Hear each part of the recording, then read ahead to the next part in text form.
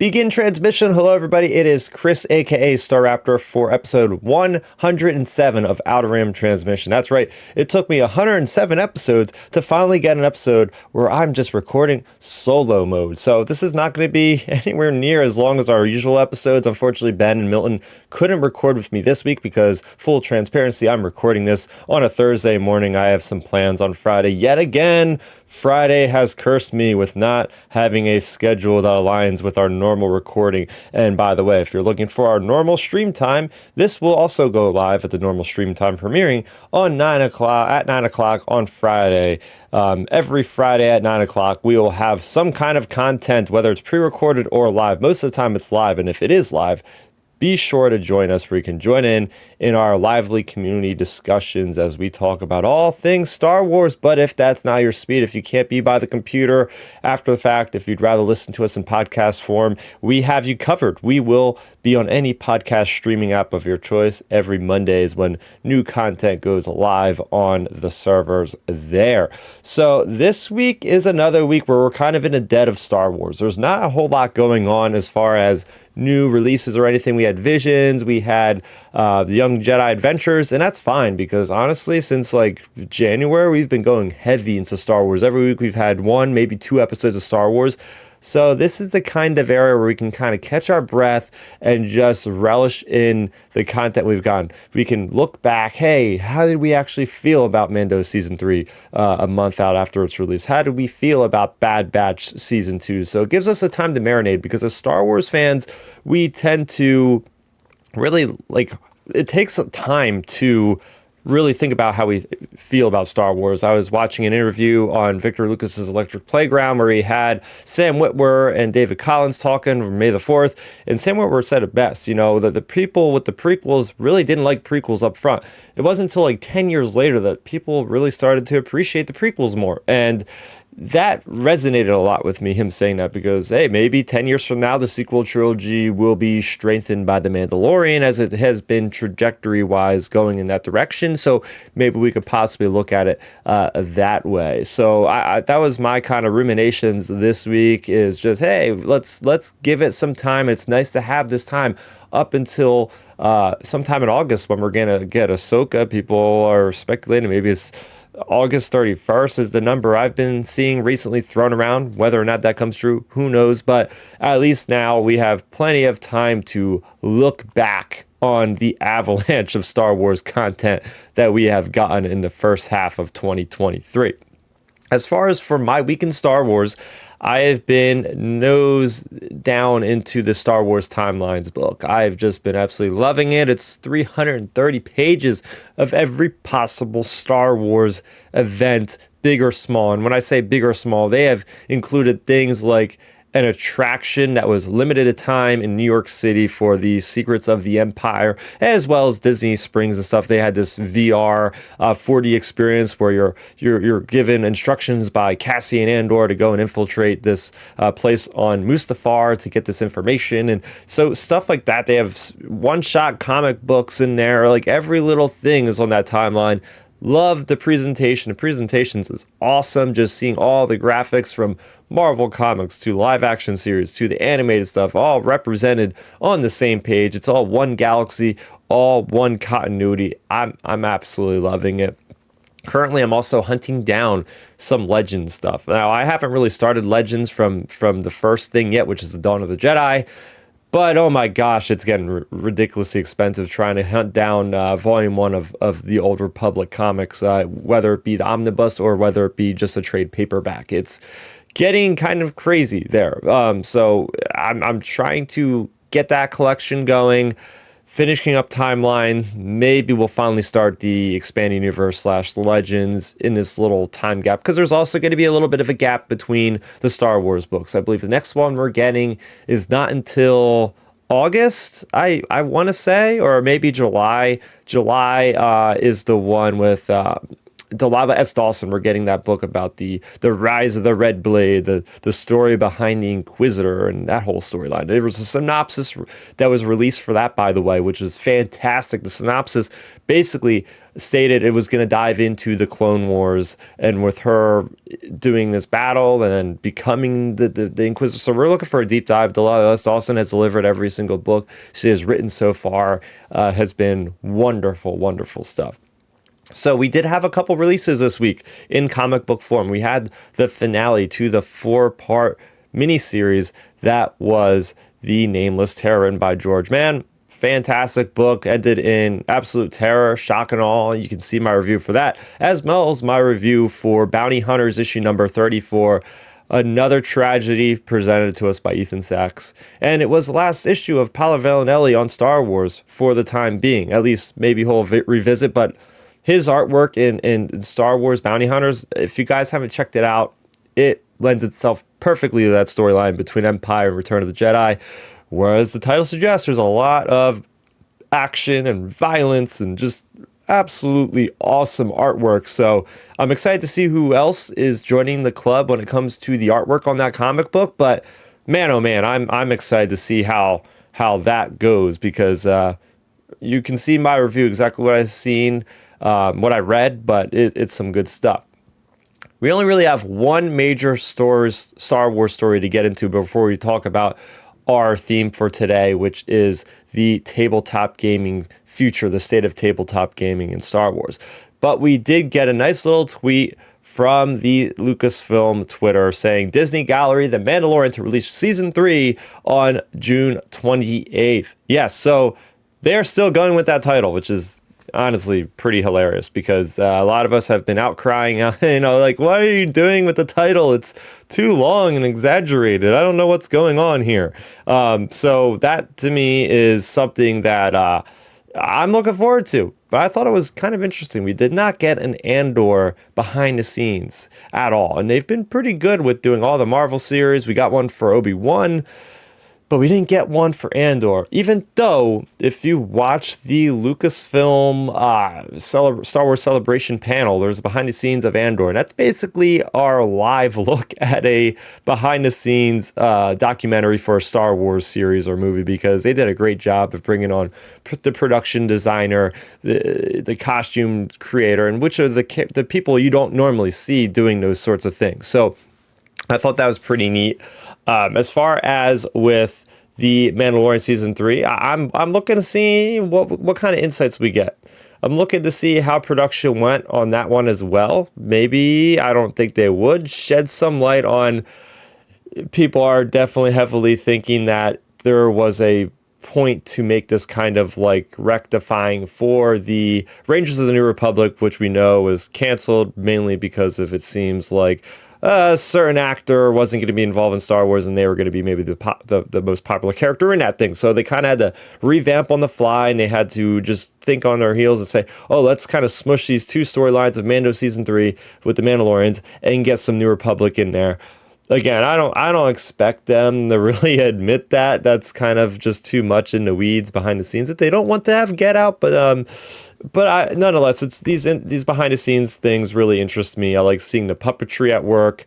I like seeing the thought process. I like seeing the different directors get their chance to say about what they brought to these particular episodes. And the actors, of course. I thought this was very interesting. We didn't get Pedro Pascal in the flesh at all in this season. So will he even be in the documentary doing some VO, I'm sure. But other than that, not much else. He was busy with The Last of Us. But when it comes to the Star Wars behind the scenes, right, we talk about it here all the time. That's one of the best things of Star Wars, is seeing how it's made and just the amazing level of detail and coordination it takes to run a studio that's doing this show, that's doing 3 other shows and a movie all at the same time. There's so many moving parts. They got these schedules they got to adhere to, and Mando season 3 took a long time to produce. I mean, through the COVID, all that stuff, it was definitely a longer one. We hadn't gotten season 2 since 2020, so I'm very curious about that, the whole process of how it took so long, and the visual effects, right? The visual effects itself are a lot to kind of pick up on over time. So yeah, Let me know in the comment section below. First off, what are you guys watching, reading, playing? I'm still playing through Jedi Survivor, by the way. I'm trying to get as many collectibles as I can.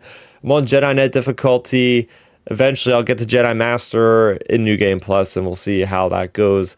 But speaking of games, while there's not a lot of news on the horizon, there has been a lot of the news on the gaming front of Star Wars, whether it be tabletop game, whether it be from, let's see, Fantasy Flight Games with their new reveal of this new trading card TCG Star Wars game called Star Wars Unlimited, or from the mighty minds at Atomic Mass Games, also underneath Asmodee, who are currently making Shatterpoint and Star Wars Legion. So I'm currently playing Star Wars Legion. We have a number of awesome expansions coming down the pipe. So I will invite you to check out the YouTube video because I will be showing off some really cool artwork and different things for this upcoming wave of Star Wars Legion. So first image here, Star Wars Legion is a tabletop game. First of all, it's a war game, so you're going to use dice, you're going to use movement tools to move your characters around a 6-foot by 3-foot battlefield.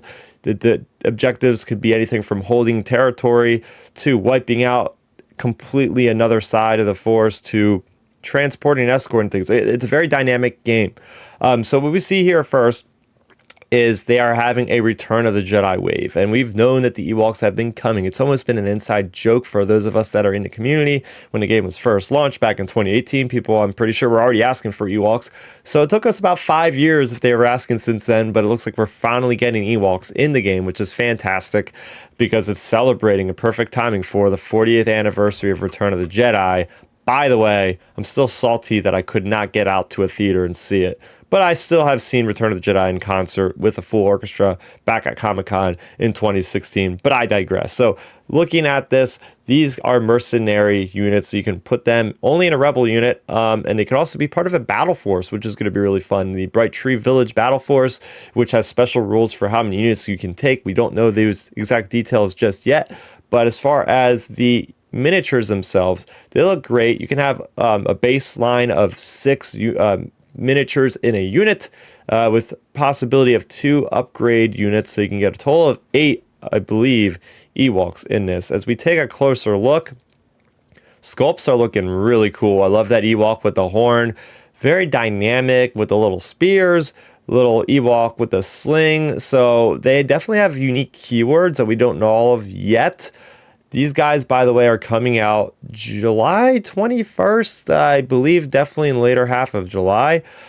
We also have that tactical terrain of little rocks and different things like that. And I'm just overall liking the aesthetic of, again, just the movement base of these. Now, I am a little bit curious because there are other people out there on the Legion Facebook group of, where are the bow and arrows? Like, there's a package with a Ewok with a bow and arrow. Hopefully that's another option. You can build them that they just didn't include on this. But these are your Ewok skirmishers. As far as for more units, of course, you can't have Ewoks without Logray and Wicket, who are going to be your commanders in this game. These guys are going to be leading the charge. You got to have a commander leading your forces in Star Wars Legion. So there you go. You got those 2 little cute furry murder balls of death, murder bears of death there. Getting a closer look on our prized possessions here. Again, look at the shaman-esque qualities of Logray. And, you know, I've struggled with painting Wookiees because of the fur. So I can't say I'm very much looking forward to painting these guys. I do play a Rebel clone trooper or Republic, as well as a what is it called, the Scum and Villainy faction, the people run by Maul in Clone Wars. I play those guys, so I'm playing like 3 different armies. I don't play the game enough. I love the hobby aspect, which is, you know, building these things. You have to glue them together and painting them, which is the funnest part for me. Because spoiler alert, I'm not that great at this game. I'm not that great when it comes to tactics, but I can appreciate just having miniatures to stare at that are on my shelf or behind me or anything like that, and just to show off having cool little palm-sized, little finger-sized, whatever you want to call them, Ewoks. Shadow Collective, that was the force that I couldn't recall at the time. Shadow Collective, there you go. And a really fun feature for the next one is we have the possibility of bringing an ATST on the Rebel side. So they're going to have the Rebel ATST mercenary group that you can bring, because usually, of course, it could only be an Imperial, and I already have one for the Imperials. But now the reason why the Rebels can use this big piece of heavy equipment, right, is because, and I'm going to look for the image as I'm looking for the image. I guess I don't have the image. It's not letting me show the image, but there is a possibility. Oh, there we go. There is a possibility of you sculpting this with a Chewbacca riding the ATST. And for a quick little synopsis or quick little glance of what makes this different for the Rebels, is it can go incognito, meaning you can basically pull up to an Imperial and they aren't supposed to fire at you because they think you're one of them. So fantastic. You also get a General Weiss, whatever you want to pronounce it, as well as in this. So that's pretty cool. So a little bit more flair. I already have an ATST. I'm not going to shout another $65 to build this and pay it just for the Wookiee. But I know there are certain people that would probably do that. As far as other Star Wars Legion content, they had a thing called... there was a big convention right before Celebration. They announced a bunch of stuff for Shatterpoint as well as Star Wars Legion. We did get the confirmation that we are getting finally Inquisitors on the Empire side. So more lightsaber, force-wielding characters in Star Wars Legion are coming by the way of the Inquisitors. We are getting an entire new species. The Geonosians are coming to the Separatists, so that's going to be huge. Pago the Lesser, Sunfak, all those guys are coming to Star Wars Legion, courtesy of Atomic Mass Games. It's going to be a battle force. It's going to be pretty freaking awesome. We're also going to get Bad Batch, so finally our prayers have been answered. We're getting the Bad Batch in Star Wars Legion, so a lot of great stuff coming down the pipe. But what's really coming down the pipe imminently, and I mean very, very close, I mean in the next, basically as of recording this, 2 weeks from today, will be the big mega launch of a brand new Star Wars miniature game called Star Wars Shatterpoint. I've been looking forward to this. I've been trepidatious, I will say. I've been trepidatious about this game because it's very much different than Star Wars Legion. Star Wars Legion is the macro view of an army battle where you literally have legions, hence the name, units of 5 or 6 guys, maybe 10 different units. So you're looking at 40, 50 dudes on a table on your side, fight another 40 or 50 dudes.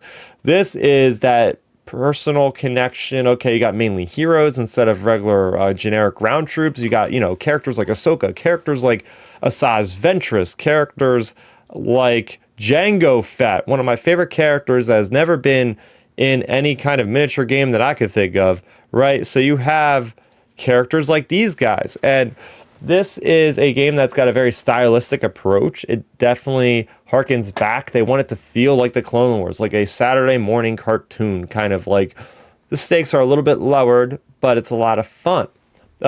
This game company, Atomic Mass Games, had previously worked on another skirmish battle game, which would fall into that category, skirmish game, of Marvel Crisis Protocol, which was basically as simple as it sounds. You have a bunch of different Marvel characters fighting each other on a 3-foot by 3-foot, so a much smaller play area than Star Wars Legion.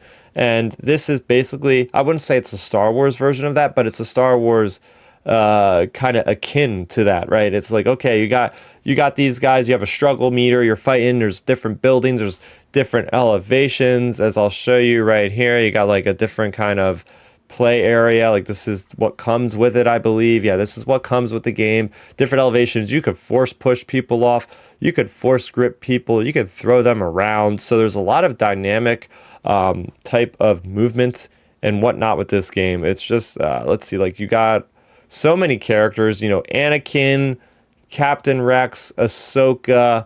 You've got members of the Death Watch, basically right off the bat. Mandalorian, Super Commandos, all those dudes. And that's not all. They've released like 12 months probably worth of content on the horizon already. We have characters like the Night Sisters, Mother Talzin, Savage Press, Iden Versio. You got stuff even in the original trilogy. You got of course Luke. You got the the version of R2D2 with the bar on Jabba's palace. You know, the different characters there. You got even Cad Bane coming down. You got Mace Windu, you got Plo Koon, you got a Padawan Ahsoka. The list goes on and on and on. And what excites me about this game is just how dynamic it is and how you can actually have a chance at not being overpowered super quick in a game. A lot of times in these miniature games, like for instance, it happens in Star Wars Legion sometimes, like I'll paint up a really cool character, like, oh, I just painted up Padme, throw her into battle, and I move her around. The next thing I know, she's dead before I can really do anything in turn one. And I painted this really great model, dead. This game actually has a barrier against that, where like if you get wounded, you don't immediately remove your model. You get like a second chance, and then you would take them off the table if that was your like second stamina gone or whatever it is. So I don't want to get too much into the weeds with the overall key points of how to play the game. But they have demos out now. I know a lot of my local store over there in the Gaming Guild over there in Yardville, New Jersey, they got their copy. They're playing that already. I'll be probably checking it out this upcoming weekend, so maybe I'll have something to report on for my Week in Star Wars next week. But yeah, I mean, this is a fantastic game too for value, because not a lot of games that are miniature games will give you every piece of content you need out of the gate. For what I mean by that is, for Star Wars Legion, if you buy a core set, it'll give you 2 squads of like Rebel troopers, an ATRT, and Luke Skywalker. That's like half your army. You still have to go out and buy stuff, and mind you, that core box would be like $100. Whereas with this, you're given 4 different squads. It takes 2 squads to create a strike team, which is what you need to play the game. So effectively, if you buy a box, you and your friend could essentially share and have a full-fledged standard game without having to go out and buy another expansion. But they will have other expansions, like you'll be able to buy a Count Dooku expansion, an expansion with Obi-Wan, and every time you buy an expansion, it's an entire squad, usually. It's an entire squad that will allow you to field them right away. Squad building is super easy. There's not any upgrade cards like Legion where you have to worry about, okay, what upgrade am I equipping? It's a lot quicker and faster as far as getting into a game. And like I said, the reaction abilities will allow you to like throw a lightsaber at somebody in mid-fight. You can riposte somebody with Asajj Ventress and then maybe push somebody off of a ledge and then follow up for another attack. And right now it seems simplistic from the fact that they only have one mission set where it's like, okay, you have these different objective points. You have to simply, it's like any other video game or whatever, contest the point. Whoever has more people there wins the point.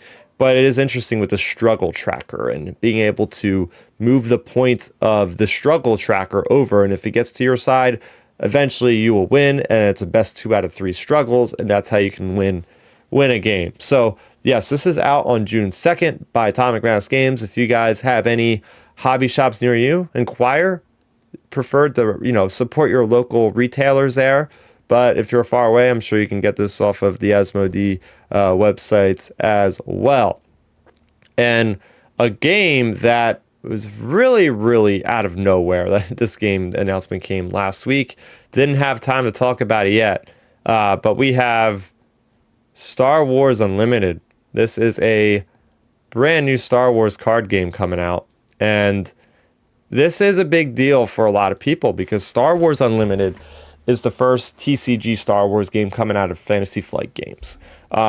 There's been other iterations, plenty of iterations of Star Wars card games.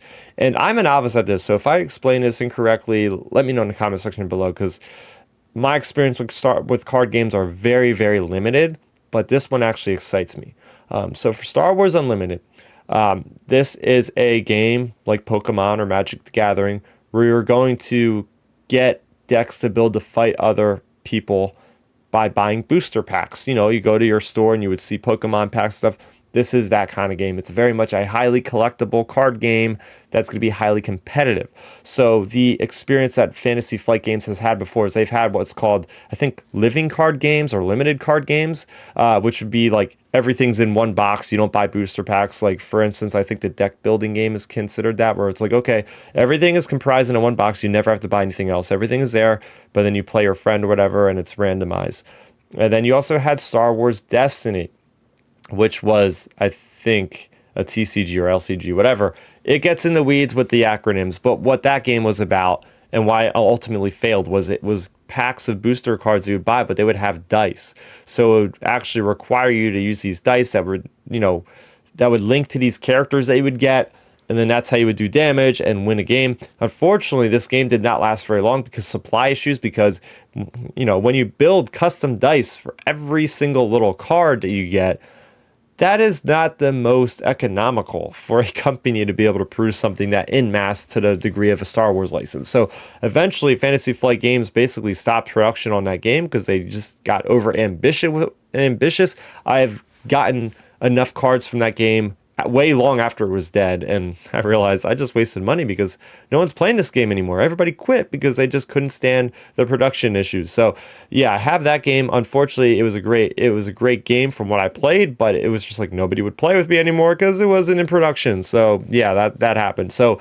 people have already been kind of on the edge, kind of tedious, kind of trepidatious about this game as well, because Fantasy Flight Games, people were let down by them when it came to Star Wars Destiny. They really didn't like how they handled that situation, how everything went down there with that. So it's understandable. But they're already rectifying a lot of that. Apparently, this game is going to utilize the most manpower that Fantasy Flight Games has ever had. Fantasy Flight Games used to be the lead developer on Legion, and they basically pass that off to Atomic Mass Games, who is also underneath the Asmodee umbrella as well.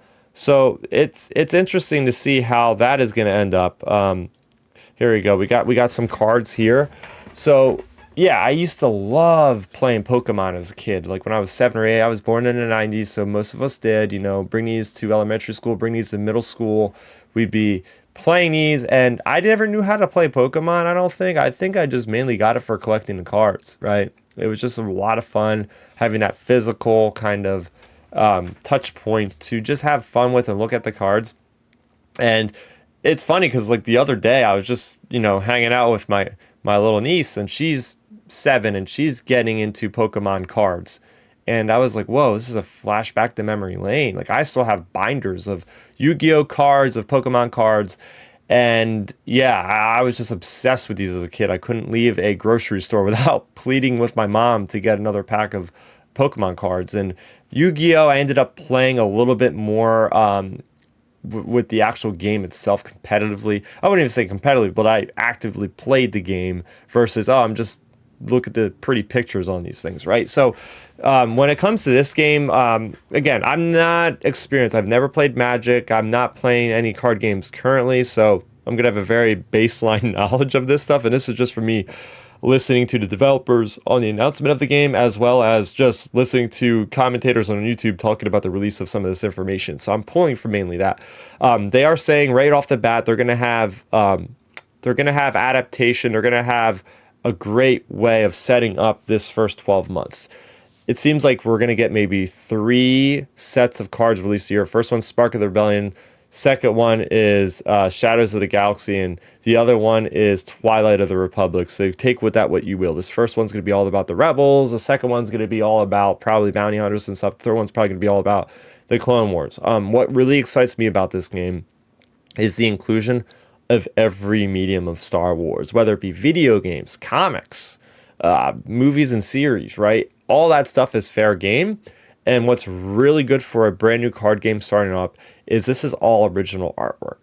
And why that is important is because Fantasy Flight Games has been utilizing the same pool of artwork. So sometimes you'll get a card in Star Wars Armada, which is like your fleet battle game, and that will end up having the same artwork as a card. Let's say you have some kind of like rebel troop or something. That card might also be in Star Wars Armada for some reason. I don't know why Rebel Trooper, but you get my drift. Like so they share, and it's been more around lately. So it excites me as we see this artwork, which is pretty neat, by the way. I'm digging this artwork because it's got that comic book feel, and the way they can have that comic book feel is all the things have that same imagery. So whether it be a Darth Vader from a movie to a Darth Vader in a comic book, you're going to see that kind of, you're going to know that this is Star Wars Unlimited, the card game. I like how you're going to have two different pools, two different battlefields. So like all good Star Wars, there's always some good space fight going on. There's always some great ground battle going on, right? You look at Return of the Jedi, you look at The Phantom Menace, you look at The Rise of Skywalker. There's always something with ships and always something on the ground. So it's great stuff there. Rogue One, I got to mention Rogue One. I can't mention Rise of Skywalker's stuff without mentioning Rogue One. I'd be very much faulty for that. So yeah, I like how we're getting that chance of getting both of these on this one, and having that regard.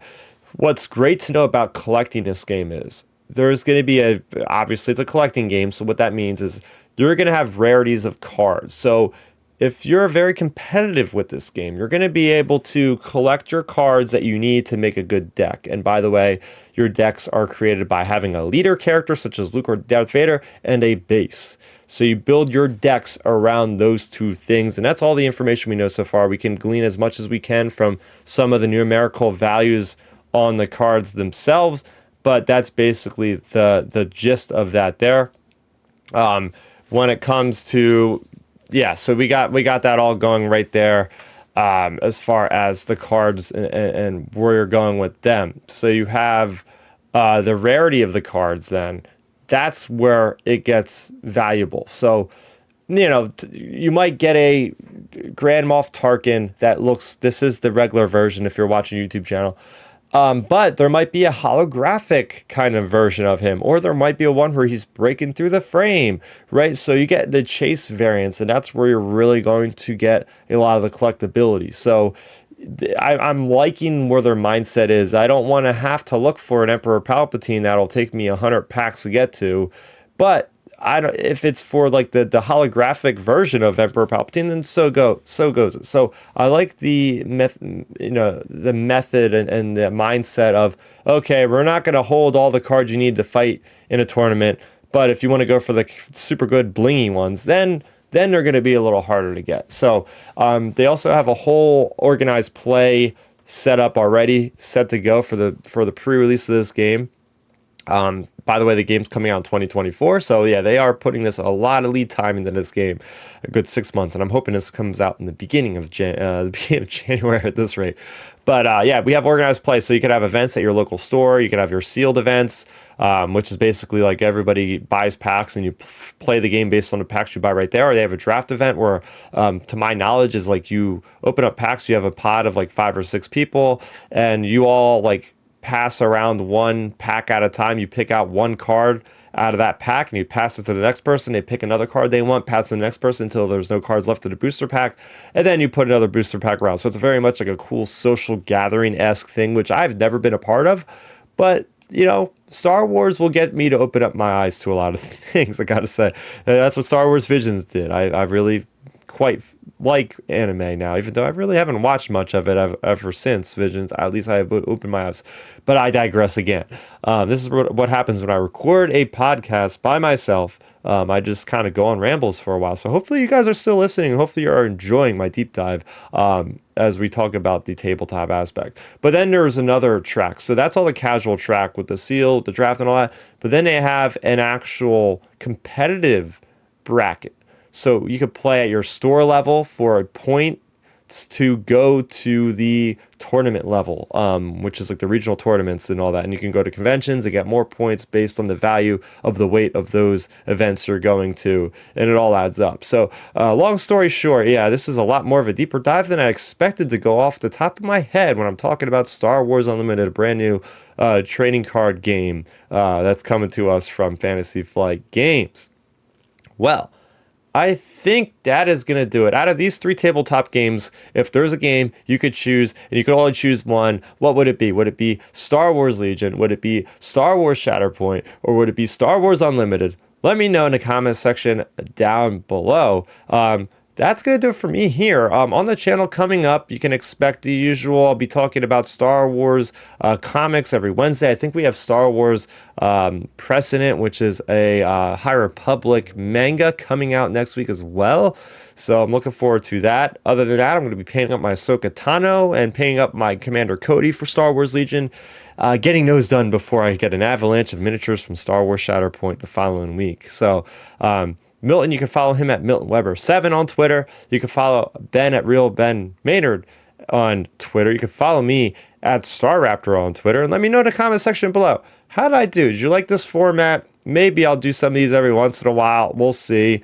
I did it. I'm recording at over almost 35 minutes, which is a little longer than I thought I would be doing by myself. But this is what happens when I'm talking about something I'm interested in. I guess that's what happens. But anyway, make sure you go ahead and subscribe to the channel. Again, we go live every Friday at 9 o'clock Eastern on youtube.com/Starrapter. If you haven't followed the channel and you're listening, do that. And if you are following the channel, you want to listen as an aside to your usual viewing, you can go ahead and look us up on any podcast streaming site. Just look us up, Outer Rim Transmission.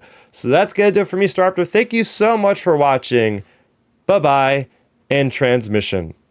Thanks for checking out the video. Please hit that thumbs up symbol. It helps me know that I'm making content that you guys enjoy. And if you enjoyed this video, I also include 2 videos down below you guys should check out. And please consider subscribing to this channel. It helps support me and it notifies you guys of when I get new videos up on the channel. You can also contact me on Twitter, Facebook, and Instagram at Starrapter.